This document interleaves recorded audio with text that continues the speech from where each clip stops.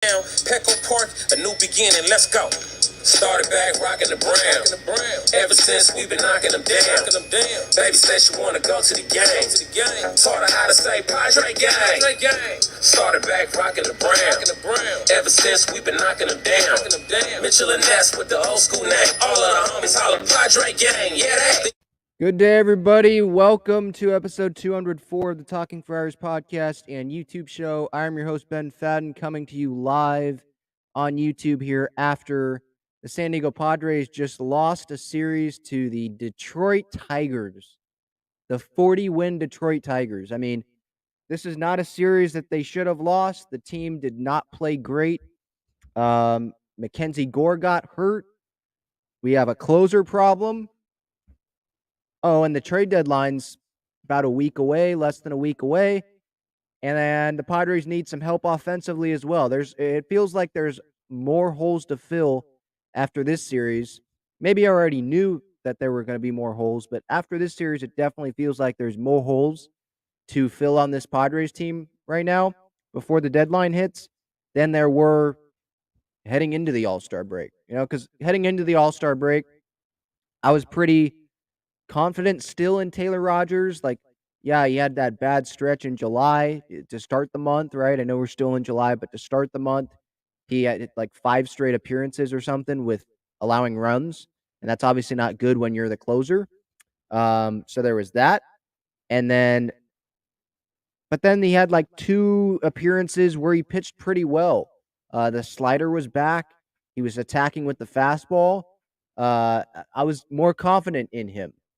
And then this series comes and he blows not 1, but 2 saves back-to-back days.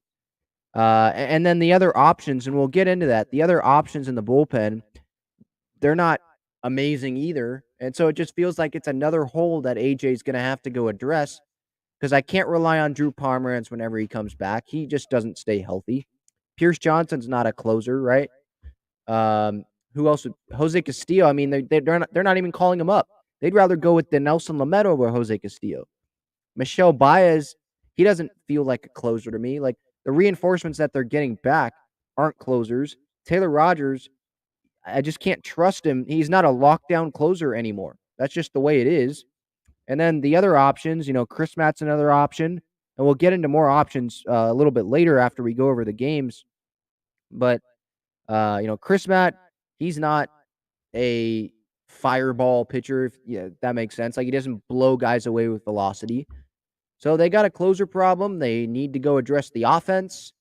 I was glad that Eric Hosmer wasn't playing today. I was on a flight from Minnesota back here to San Diego, so I missed a lot of the game, and I missed the Padres choking it there and Taylor Rogers blowing it. But I watched it back. So I'm not going in here just talking about stuff I didn't see. But like Eric Hosmer, he's just a liability on defense now. I mean, he always has been pretty much with the Padres, but it's just terrible now. And he should not be playing first base for this team anymore, I think. And so we got a lot to discuss. We got the Minnesota Twins coming in on Friday. I was just there in Minnesota, and so a lot of my relatives are giving me crap on that. And so hopefully the Padres will win, or else I'll be hearing a lot from my relatives that some that don't watch the Twins, but they know the Padres are playing the Twins, so they're just going to look at the score and they're going to be like, oh, how about them Twins tonight, huh? Hopefully that doesn't happen. But yeah, we got a lot to talk about, especially the closer situation.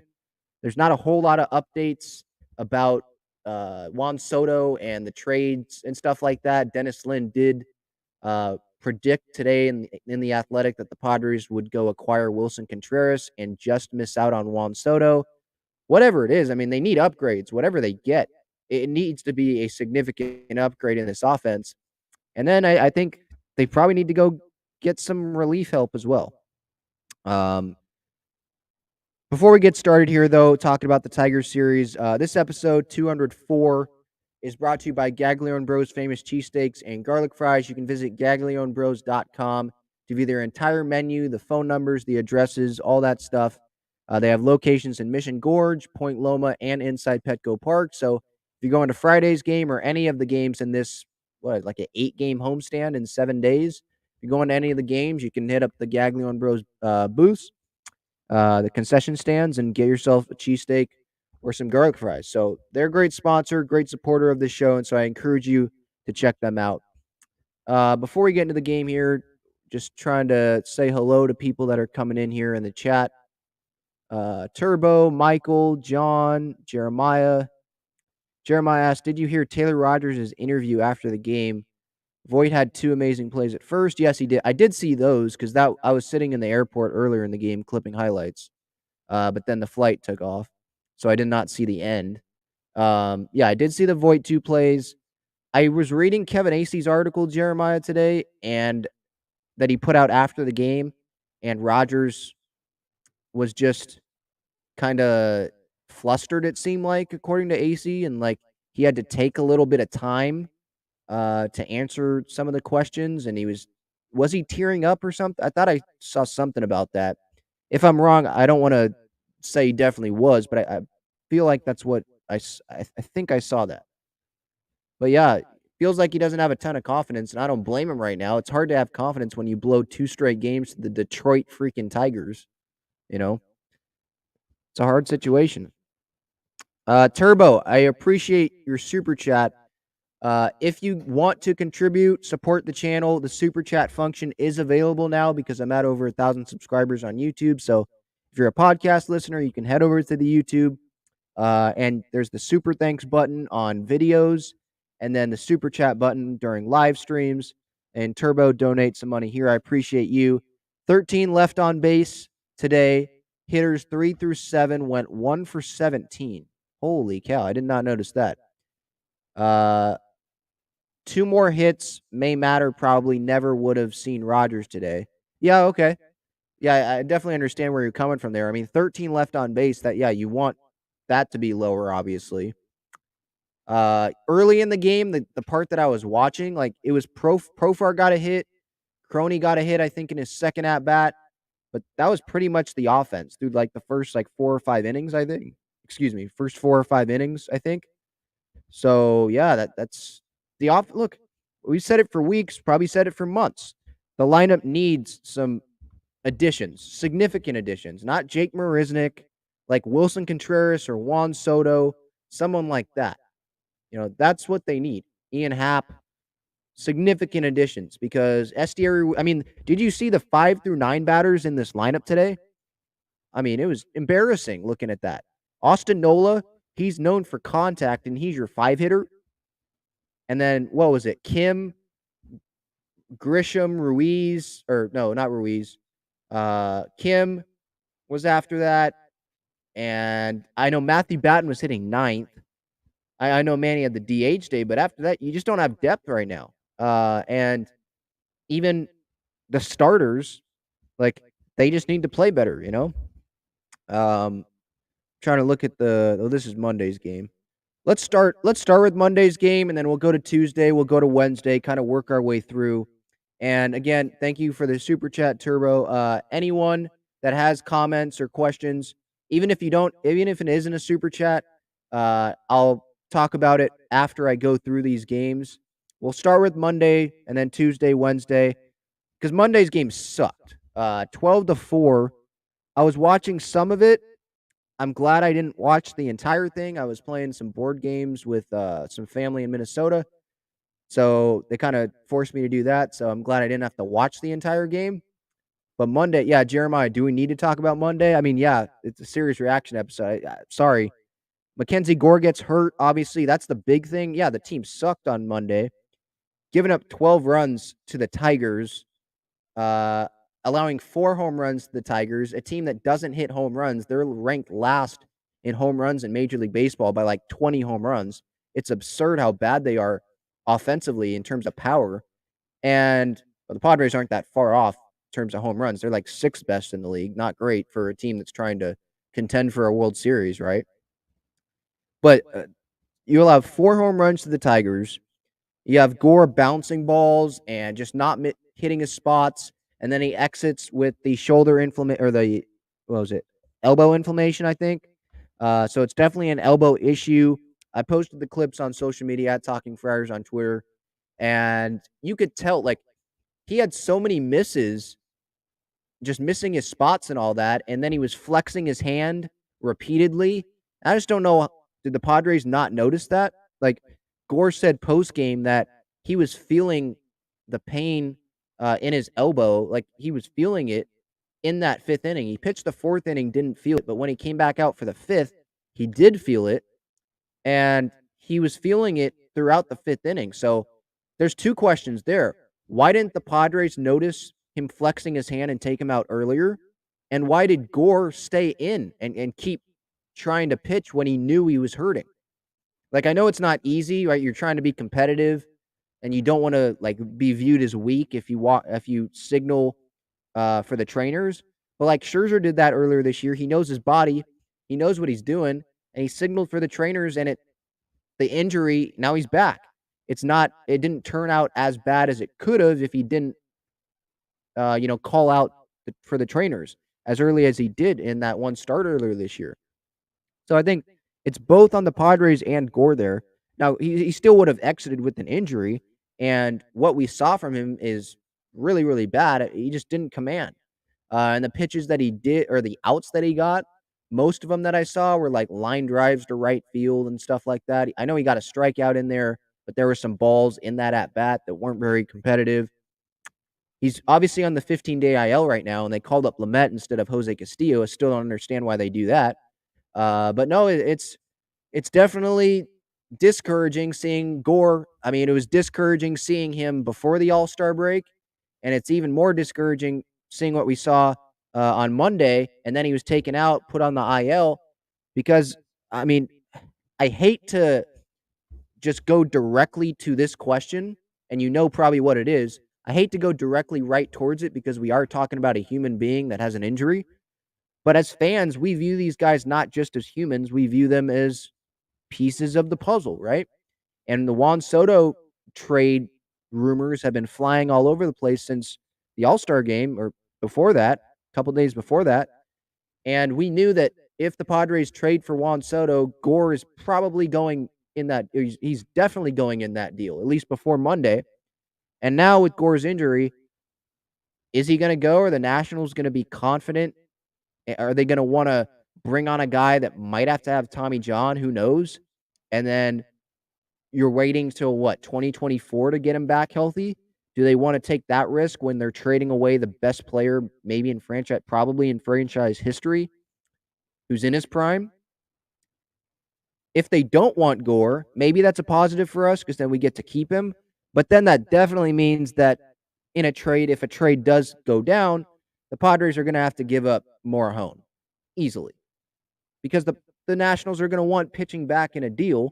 They're going to want top prospects. They're going to want outfielders because Soto's an outfielder. They're going to want pitching. They're going to want to improve as much as they can all the way around the diamond, not just in offense or pitching. So they're going to want a controllable, young, very talented pitcher. And Adrian Morejon fits that for the Nationals, I would think. And Morejon's a closing candidate right now for the Padres. You just don't know if they're willing to give him up. Just because of the closer situation. Don't know what you're going to get. It's not guaranteed that you get a closer before the trade deadline, right? So I just don't know. I'm still confident the Padres, along with the Cardinals, them two, they probably have the strongest packages. But having Gore hurt, like, there was a reporter, I think, that was on John and Jim the other day, that covers the Nationals. I forget who it is. But he was saying how the Nationals, they're still going to be interested in Gore, or he doesn't know why the Nationals wouldn't be interested in Gore despite this injury. And I kind of agree with that because Gore's still controllable, and they're not trying to win right now. And we saw when he's healthy, and starting and pitching well, we saw what he could be. He's a Rookie of the Year front runner this year when he was healthy and pitching well at the beginning of the year, right? So the Nationals probably are still going to be interested in him. I just don't know if they're going to say, hey, we want Gore, but he's a question mark, so we want you to throw Morejon in as well. Because we got the Cardinals over here who are willing to give, multiple pitchers. I don't know if that's true. I'm not, extremely knowledgeable about their farm system, but I'd assume that they are, right? That they'd be willing to give up multiple pitchers, and they have a strong young prospect package just like the Padres do. So it's just, I think it's the question for me is, are the Padres willing to give up Morejon and Gore? Because again, I think the Nationals are going to be interested in Gore, but they're going to tell the Padres, hey, he's a major question mark now. So we want Morejon back as well. Is Preller willing to do that? Juan Soto is a historic player. Juan Soto is not going to be available for the next couple years, right? He's going to get traded if he is this year, or if the Nationals do decide to trade him, assuming that he is traded.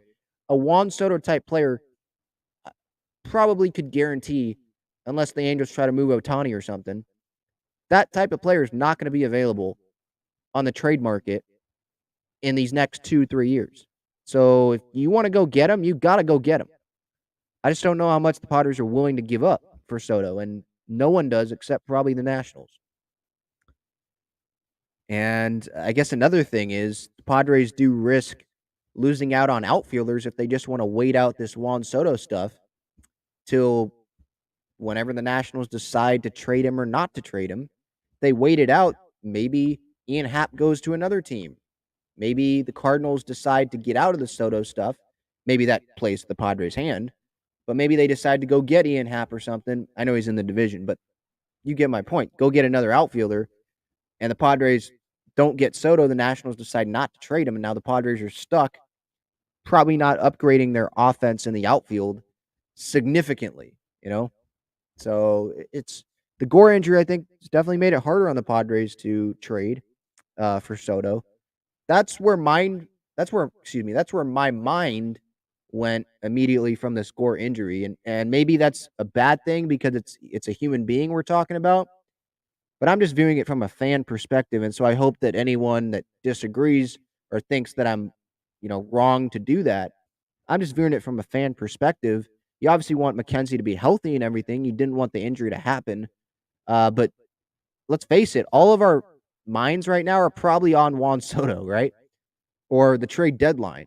And what additions is AJ Preller going to make? So when an injury like this happens to someone that's it's a guarantee be involved in a trade up to that injury for a Soto, that's where your mind goes, and it's disappointing, As for the rest of this game, giving up 12 runs, those 4 home runs. This series, they made Heimer Candelario, who was Detroit's 7-hitter on Monday, made him look like Babe Ruth. I mean, he went, 8 for 13 this series, hit 3 home runs, drove in, I think, a couple more runs today. I mean, my goodness, like he was like approaching like Charlie Blackmon territory against the Padres in one series. That's how good he was. But I mean, the downfall in this game obviously started with Eric Hosmer. 3rd inning, Harold Castro, ground ball right to Hosmer, hit like 70 miles an hour. And instead of just fielding it like a normal human being, he decides to try to backhand the ball and makes an error. And so that puts a runner on first. Castro singles. Now it's 1st and 2nd. Riley Green hits one off Manaea's back. And so now it's bases loaded, right? Yeah, it was bases loaded. And then a sac fly by Baez scored a run. So Harold Castro, too many Castros. Harold Castro shouldn't have scored on that sac fly. If a regular human being is at first base and Hosmer fields the ball, or that human being regularly fields the ball at first, gets the out, Castro singles, even if Green still hits the ball off Manaea's back, okay, now it's 1st and 2nd before the Baez sac fly. So let's say the runner on first doesn't get to second, but the runner on second goes to third. So now it's 1st and 3rd with 1 out. Grossman popped up. That's 2 outs. Cabrera walks. Okay, that would be bases loaded. If Hosmer made the play to Castro, that would have been 1 out. Baez's fly out, the sac fly that scored a run, that would have been the 2nd out. And then Grossman pop up, that was the 2nd out actually. That would have been the 3rd out. Shouldn't have allowed any runs, even if he allowed those 2 singles. So that's 4 runs. He gave up 9 runs in total. He still gave up 4 earned runs, and he shouldn't be doing that. Manaea just didn't look great, but it the Hosmer error really started it. It started just the downhill action of this game. I don't know how else to say it. Like the snowball effect. There we go. The snowball effect of the Padres' downfall in this game. Manaea doesn't even go 4 innings. Then you have to bring Gore in, and he gets hurt. So just crap after crap. And then Steven Wilson comes in. Hill, you probably didn't. I don't know why they threw Chris Matt, to be honest, in this game when it was a blowout. That's when you pitch Cronenworth in front of his family, I think. Like, just do that. It's a blowout. Why are you pitching Chris Matt, one of your best relievers, in the bottom of the 8th? Why are you doing that? Doesn't make sense. But this game, it sucked. Yeah, it sucked.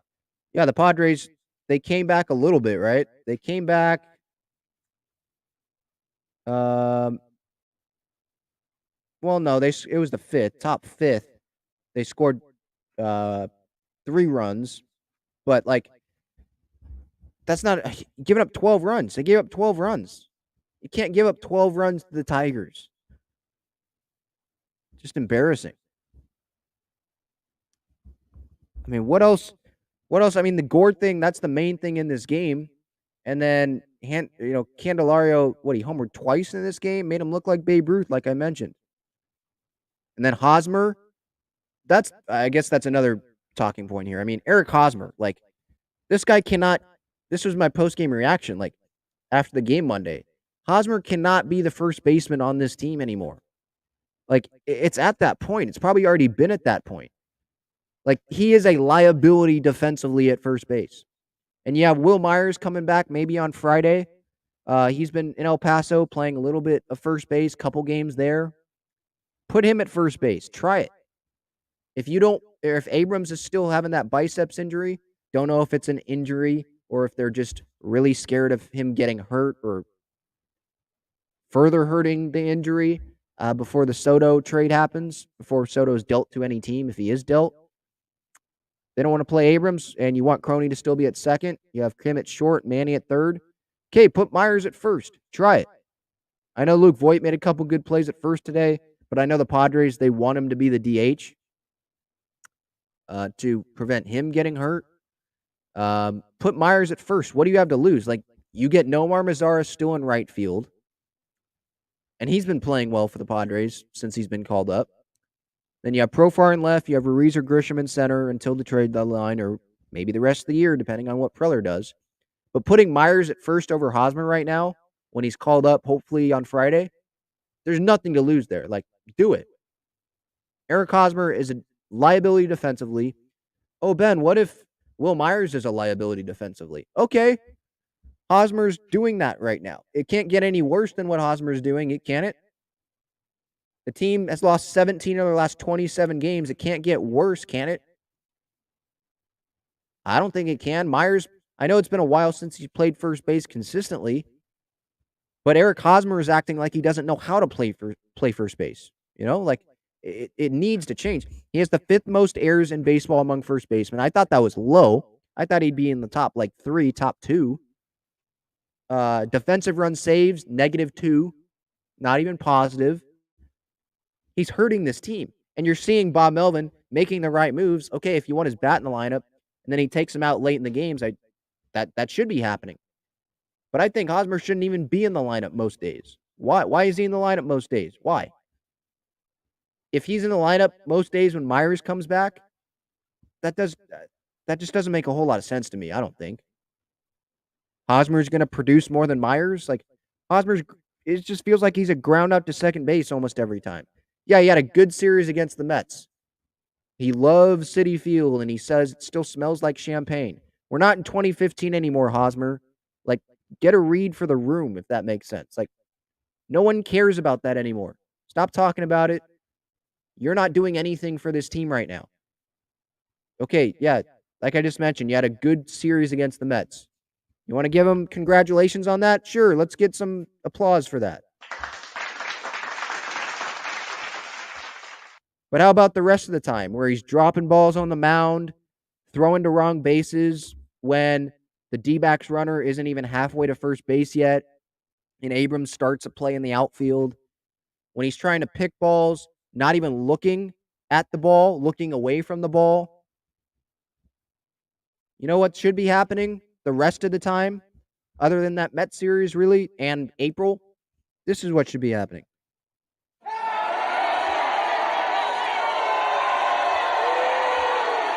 You should be booing him. Like, the average, anyone that wants to bring up Hosmer's average, you just don't know what you're talking about. Stop it. He doesn't slug. When he hit that home run against the Mets, it was like a month. It had been a month about since he hit his last one before that home run against the Mets. There's no slug there. I think I saw someone tweet out that Hedges has like 6 home runs this year. Hosmer has 7 in like 150 more at-bats. And you know that Hedges sucks offensively. That just shows you, like, they need more power at first base. And they need someone that's not a freaking liability at first base. How's that? Let's try that, you know? So that's my takeaway. Like, Gore, the injury sucks. You hate to see that, for a young top prospect like that. And you just don't know how much that's going to affect the Padres' chances of acquiring Soto, or if the Nationals are interested in Gore anymore. I still think they would. Manaea sucked. That just Monday sucked, and Eric Hosmer should not be playing first base for the Padres. Shouldn't. When Myers returns, I think it's Friday, or expected to be Friday, according to AC. I think he should put him at first base. What do you have to lose? You have nothing to lose, because Hosmer, I don't think Myers is going to be worse than Hosmer defensively. Can he be? I don't think he can. So that was Monday's game. Lost 12-4. They won on Tuesday, but it's not like it was like this encouraging, amazing win. In my reaction, I was encouraged by like Clevinger. Padres won 6-4 on Tuesday. I was encouraged by that. But I mean, the Tigers gave them a lot of runs yesterday on Tuesday. Before we get to Tuesday, I don't want to just go over the chat here from what I just talked about. So let me go through the chat here.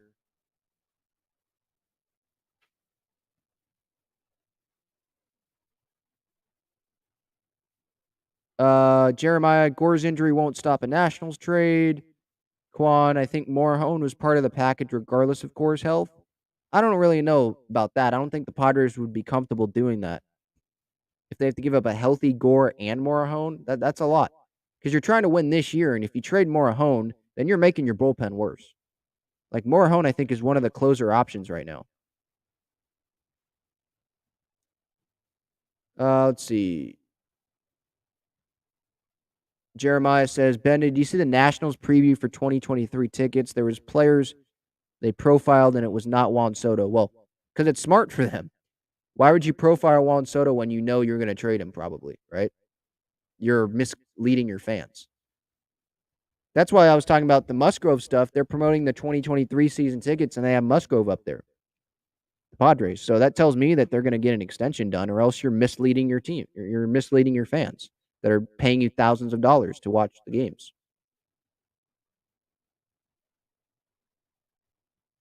Yeah, it's a good point by Jeremiah about the Gore stuff. Remember when Andres Munoz went to the Mariners in the Austin Nola deal? He was recovering from Tommy John. Yeah. And I think Gore is more highly regarded than Andres Munoz. So yeah, that's a good point. But I think with you got to remember they're getting back. The Padres are getting back Juan Soto. The Nationals are trading Juan Soto. So if you're going to trade Juan Soto, you're not trading Austin Nola, where maybe you can miss on that deal. It's Juan Soto. You have to hit on the players you get back, because this guy is a top 3 player in this league probably when he's amazing. Like, when he's on, you can't miss on the return. The Nationals can't for this on a Soto deal. Turbo asks, where is CJ? Bicep soreness is what the Padres say. I think his bicep does hurt, but it's hard to convince me that it's all 100% it's because his bicep hurts. Like, I think they don't want to risk any injury before a Soto deal is made, because it would be stupid for an injury to happen, or not stupid. It would suck to have an injury happen, and now you have CJ and Gore both hurt. That would not be ideal for getting a Soto deal done. All right, Tuesday's game, Padres won 6-4. The Tigers, I mean, okay, so Taylor Rogers blew this one, obviously, in the ninth inning. We'll start with that because we could talk about the Voit almost home run, the Alfaro almost home run, and it was a ground rule double. Hosmer went to third, and if the Alfaro ground rule double wasn't a ground rule double, Hosmer would have scored, and the Padres would have won in regulation. So that sucks. Or if the Voit ball went over the fence in pretty much any other ballpark, I would think Padres would have won in regulation. But that, who cares? I mean, we do care because obviously you would have wanted to win the game, but the topic here is obviously Taylor Rogers blowing the save in the ninth, giving up that single to Riley Green. And his slider, when it's not on, this is what makes Taylor Rogers like not the lockdown closer. Like his velocity, he doesn't throw 100, right? He relies on that slider a lot. And when that slider's not on, it's trouble. Like if that slider's not in the dirt and he's hanging sliders like he did yesterday a little bit, and like he did today on the walk-off by whatever that dude's name was, some no-name Castro, I think is his name. Like, he's not locked down. You can't trust him when that's happening. And so I think the Padres, they need to bring someone in that is that high-velocity guy. They have Morahone, but who knows if he's dealt in the Juan Soto trade. Just don't know. And Chris Matt, he's not a high-velocity, high-strikeout guy. I think they need that. And Garcia, he hasn't been getting as many strikeouts just from the eye test as he did at the beginning of the year. And the rest of the bullpen, I can't say I trust, a lot. But yeah, Taylor Rogers, you had a 3-2 lead going into the ninth, and you blow it. And from Clevinger, like I mentioned Clevinger, I was really encouraged. And he's pitching like the Mike Clevinger that he was in Cleveland. And this guy is the number 3 starter in this rotation right now. Musgrove, Darvish, and Clev. That would be my lineup for a 3-game series for the rotation. Line them up just like that. If, the schedule works out that way, the pitcher's schedule.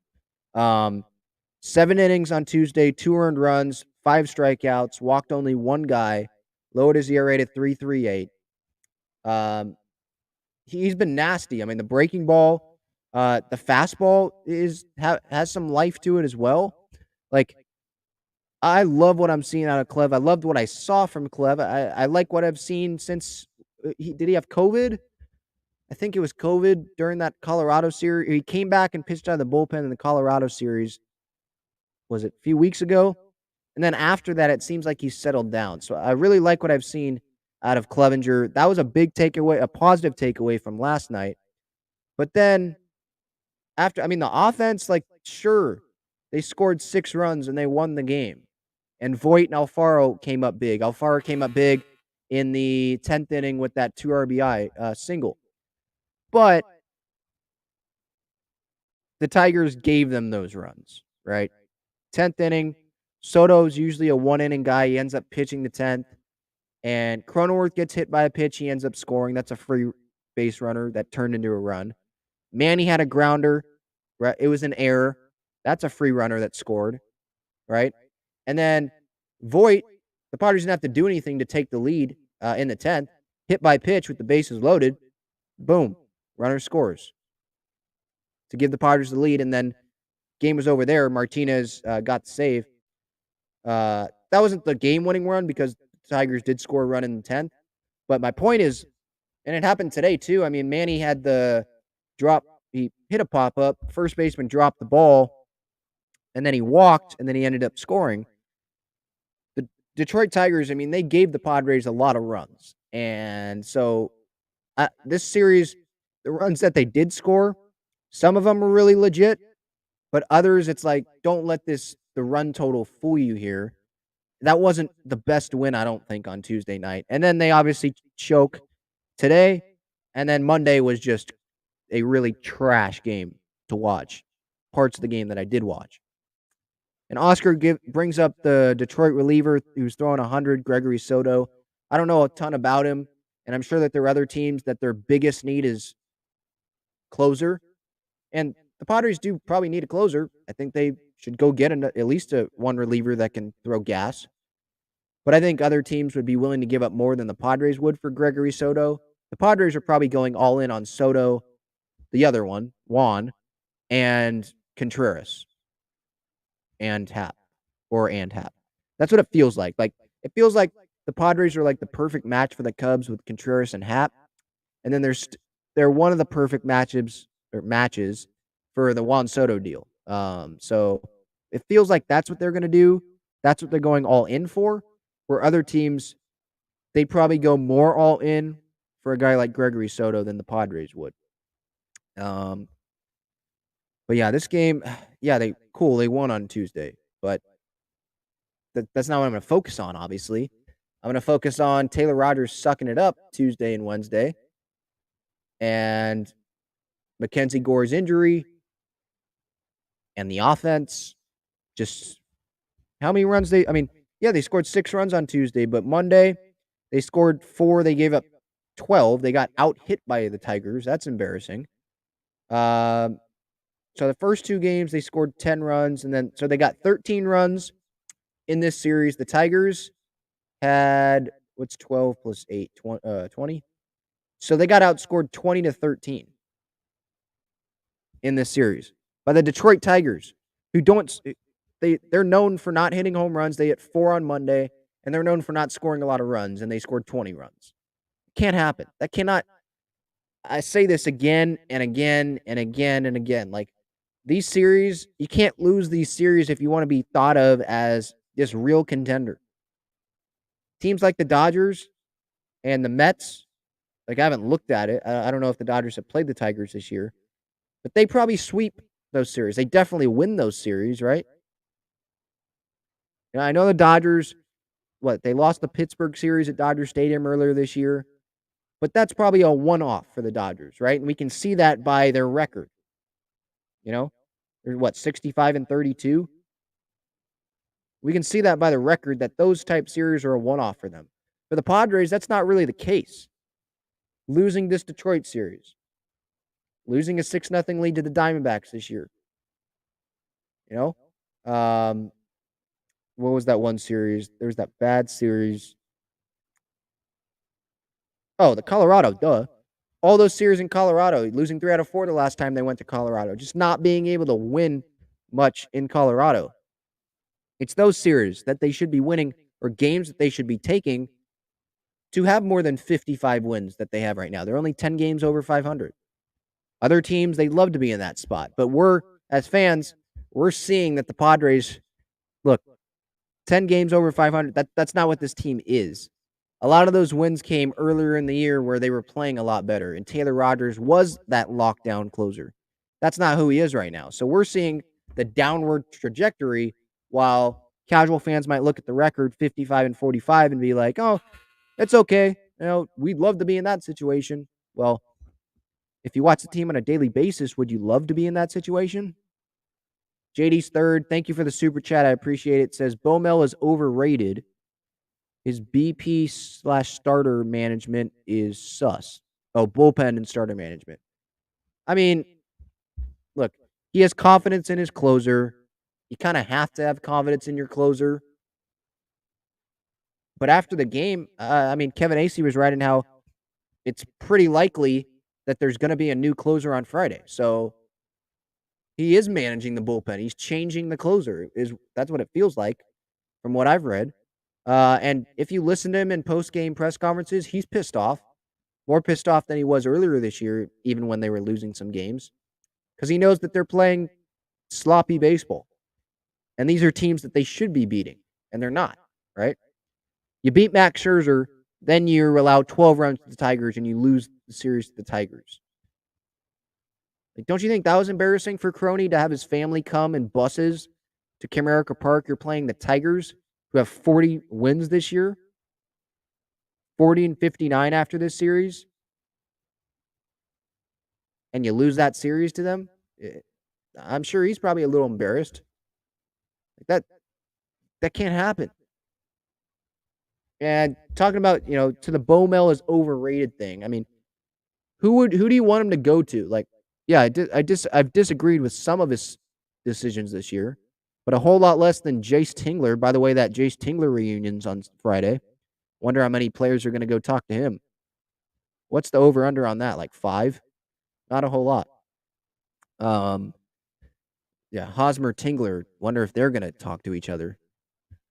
Doubt it. But yeah, with Bomel, he's not overrated.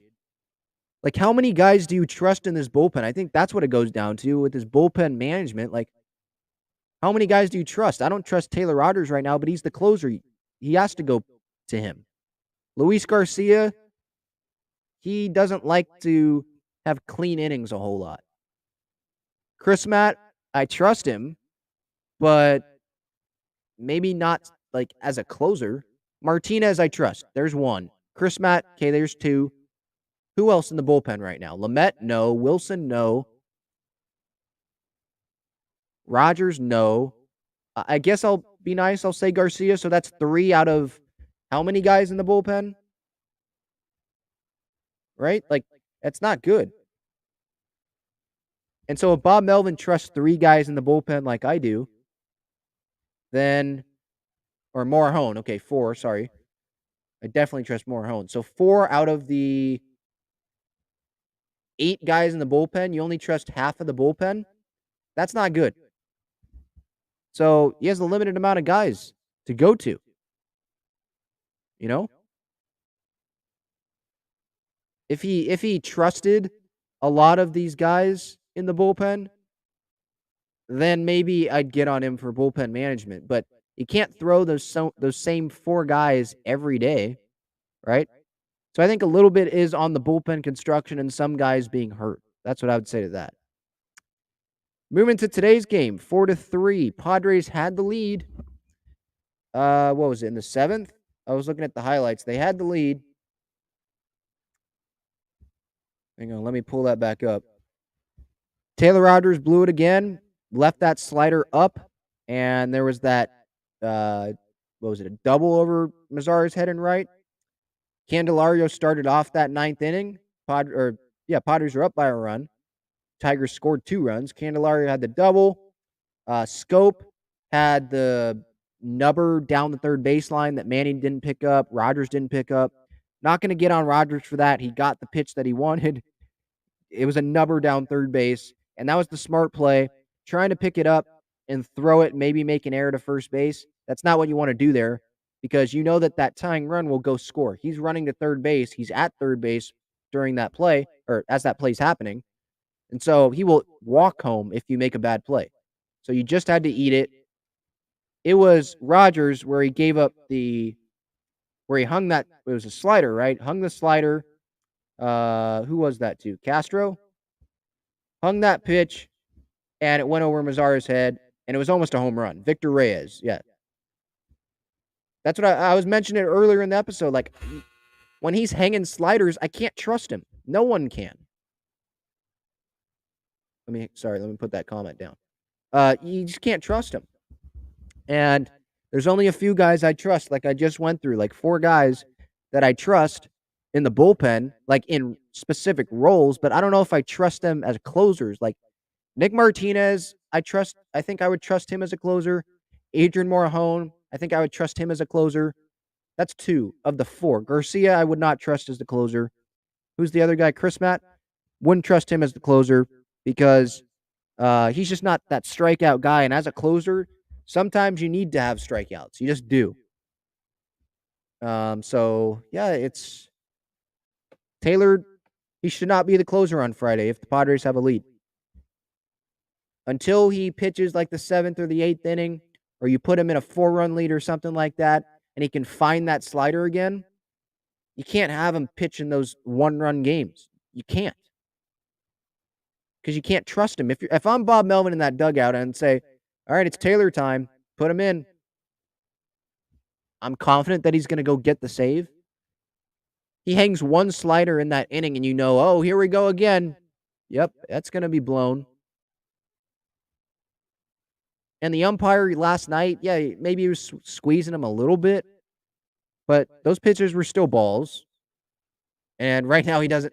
I know you're not supposed to earn strikes, but even those dummies like Eric Karros that say, Oh, he's earned the strike. Well, Rogers, if that's the case that umpires do that, Rogers definitely hasn't earned strikes.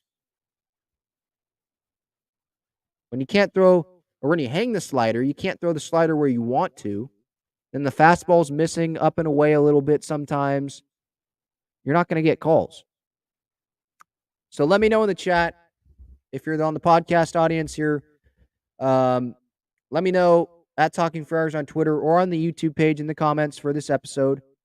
Let me know who you would want to be the closer on Friday if the Padres have a lead. 3 runs or less. Who do you want it to be? I think the options are Morahone, Chris Matt, and Nick Martinez. I think Garcia, they'll probably pitch him the 8th still. Morahone, it would be my gut. That would be my gut reaction, my gut guess. My first answer would be Morahone. Had 4 strikeouts against the Mets over the weekend. Okay, so Oscar says Lamet. Sorry, dude, I don't know what you're talking about. The guy has a 10 ERA in the big leagues this year. Lamet's not an option. Okay. David says Martinez. Glorian says Morahone. Okay. Yeah, Morahone and Martinez, I think, would be the 2 main options. Chris Matt, just not a strikeout guy. I'd be more confident in him, though, closing right now than Rogers. I'd say that.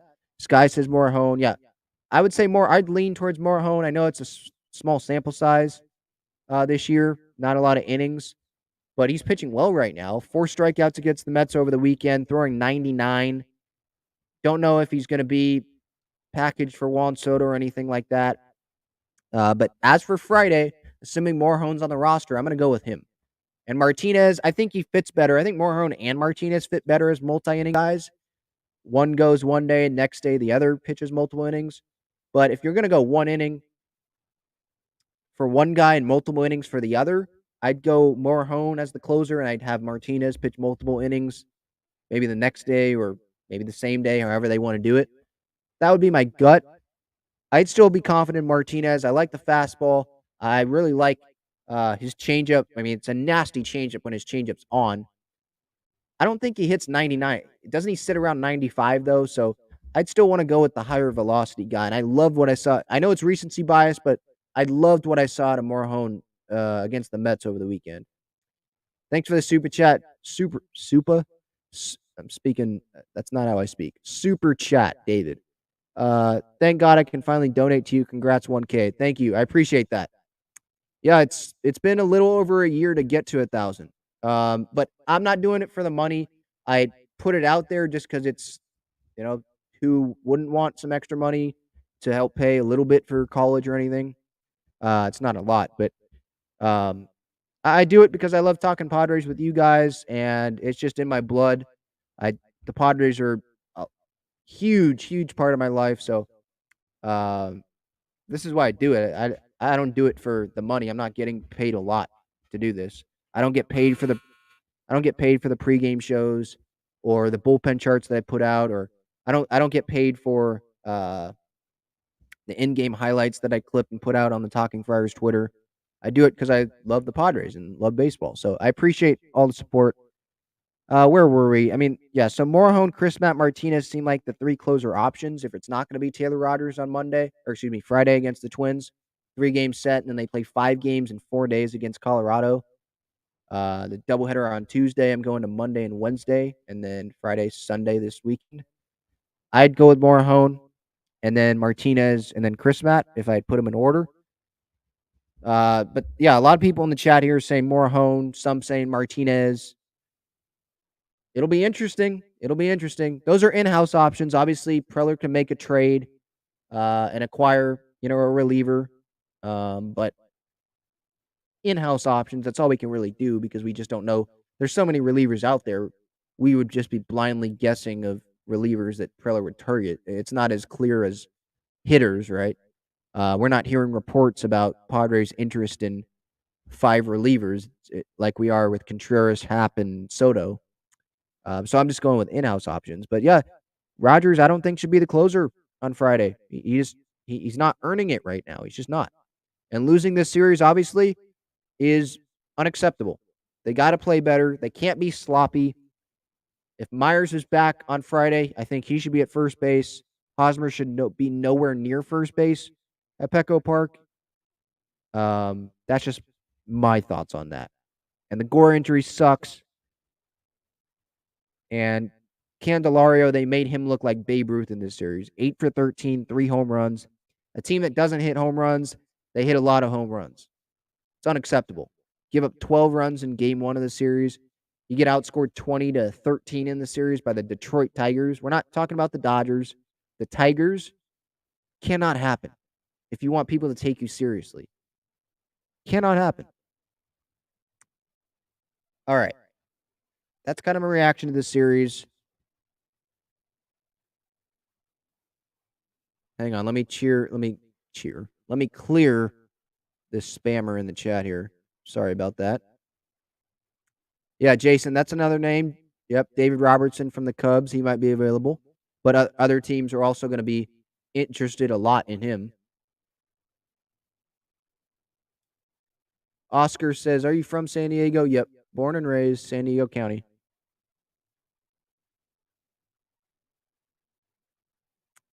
All right, let's talk about this Minnesota series here. By the way, I'm not going to talk about it a lot because we've talked about Tatis a lot already. Not in this episode, but on the show. Tatis started swinging a bat yesterday, or not swinging a bat. It was the first time that he took live batting practice on the field, or live batting practice. What do you call it? Pitchers weren't pitching to him. It was just regular. It was the first time he took regular batting practice on the field.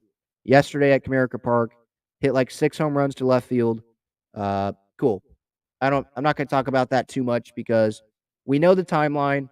He's supposed to have live BP, so face like Drew Pomerantz, guys like that, guys that are rehabbing this weekend during or before the Twins games. And then at the beginning of the next week, according to AC, he'll probably go on a rehab assignment in San Antonio, not Lake Elsinore, but probably San Antonio. And then hopefully be available for the beginning of the Dodgers series on August 5th. So that'll be August 5th through the 7th. That's the timeline. That's the expected timeline if things go right, according to Kevin Acee. So that's the update. Not going to spend a whole lot of time on that. We know the impact that Tatis will have on this lineup. We know that the Padres need slug.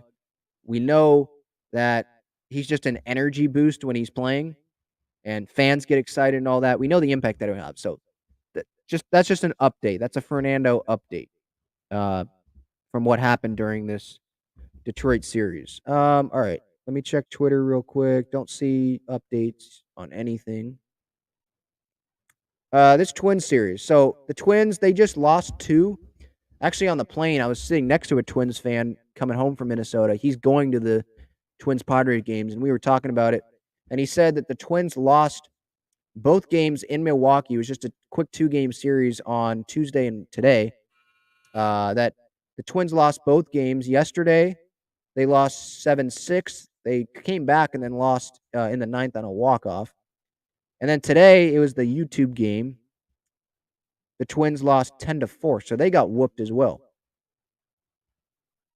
They are 52-46 entering this Padres series. They have an off day as well tomorrow, just like the Padres do. And the Padres are 55-45. So almost identical records. The players obviously to watch out for on the Twins, Buxton or Rise are the 2 main guys.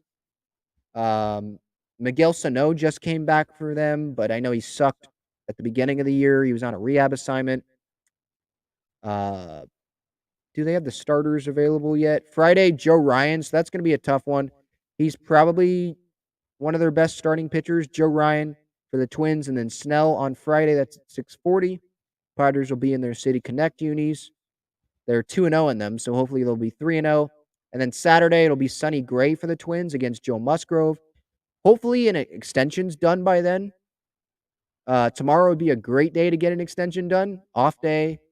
He's already read through the proposals, probably. The latest one the Padres sent. Be a great day to knock out an extension. Just get it done so Preller and they can all focus on the trade deadline for the next, what would be Friday, Saturday, Sunday, Monday, 5 days?